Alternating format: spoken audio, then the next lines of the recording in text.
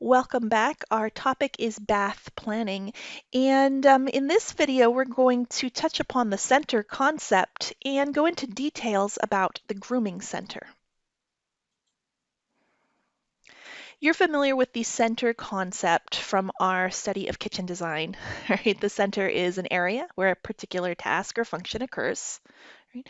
In the bathroom, there are three basic centers. They are the grooming center, the bathing and showering center, and the toileting center. In kitchen design, we related our centers together using the work flow concept and the work triangle. Right? Bathroom design really doesn't have a comparable rule. Right? Instead, we're concerned with access and clearances for each individual center.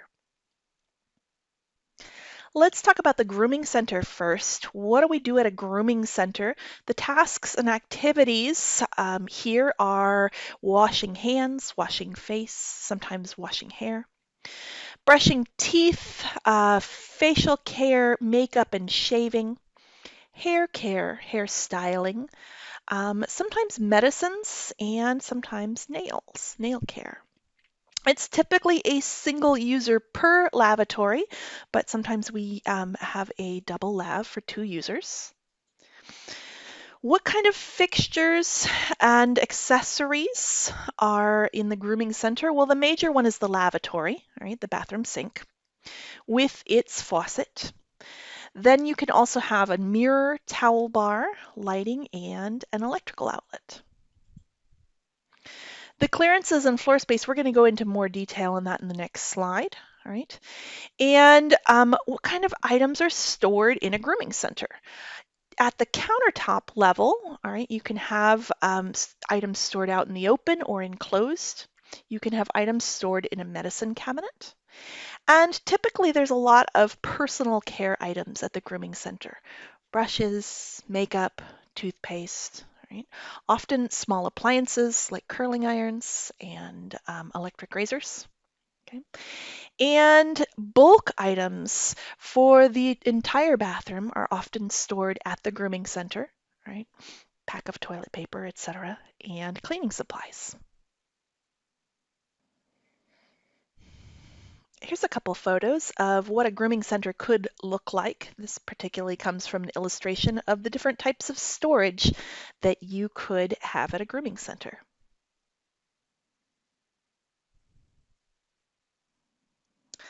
Let's talk about approach and access.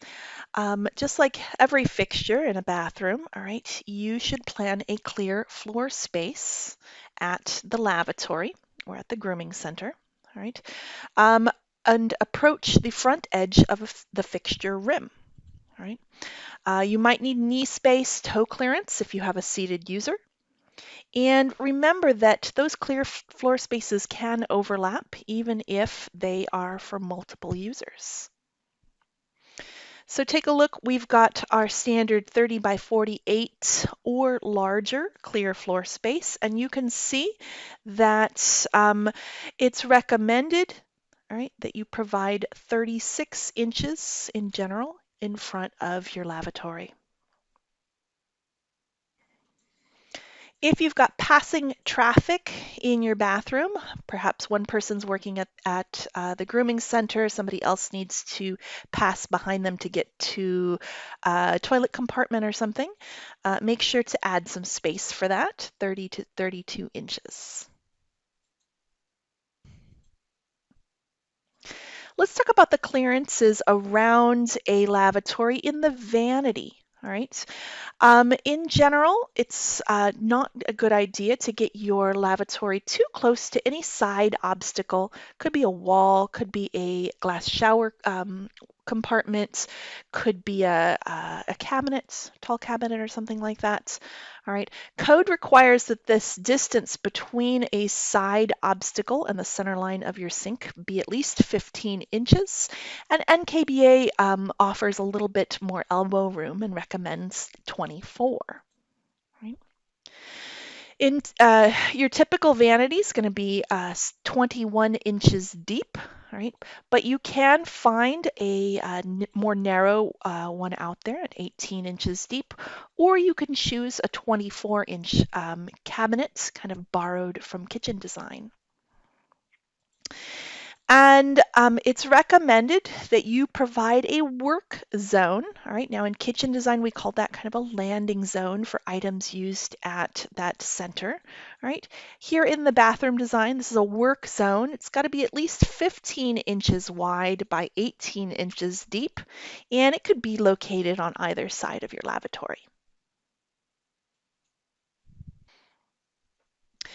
If you've got two sinks at your vanity, all right, you want to put the work zone in between them at least 24 inches wide and again 18 inches deep. Now, code requires at least 30 inches from center line to center line of your sink, and KBA doesn't give a specific recommendation for this distance. But if you provide this work zone, you will definitely hit the code required minimum. One last important clearance here, and this is for any fixed object, all right? The illustration shows a pedestal sink. It could be a furniture-based sink or anything else that's mounted on the floor or the wall. All right, you want to provide at least 4 inches of clearance between the item and the wall. This is for easy access for cleaning and also for painting that wall. All right, if you only provide a very small access, 1 or 2 inches, it's impossible to get in there and you'll end up with dirt and dust and unable to clean and paint that area. All right, we've talked about clearances in the horizontal direction. Now let's go vertical and talk about your vanity height. In general, you want to provide your work surface height between 30 and 42 inches above the finished floor, and this can and should be varied based on your user's needs. All right, are they tall? Are they short? What do they need? Your standard height vanity, if you just order from stock and don't specify anything different, you're going to get a 32-inch vanity. All right, a 36-inch vanity matching your kitchen cabinets is called a comfort height vanity. Also, keep a close eye on your lavatory design, right? Make sure that you get the right height, especially if you're using a vessel sink, all right? You want to lower or drop your vanity height. Mirrors should, in general, be about 10 inches above your work surface, your vanity surface. All right, you want to make sure, especially if you have a medicine cabinet or any operable mirror, that you clear that lavatory faucet. That's important. All right, and you want to have the bottom edge of that mirror about 40 inches above the floor. Let's talk about electrical design at the grooming center. It's required that you have at least one electrical outlet in every bathroom. It has to be GFCI rated, and it needs to be located within 36 inches of the lavatory edge. All right. And think of that as you're trying to plug in your electric razor or your hair dryer. All right, you need something near the grooming center in order to use those small appliances.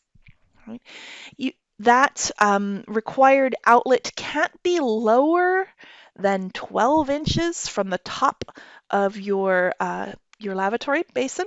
All right, but a common height is 48 inches above the finished floor. All right, in this video, we just touched on the center concept and how it's applied to bathrooms, and we went into great detail about the grooming center. Stay tuned as we hit the next two centers.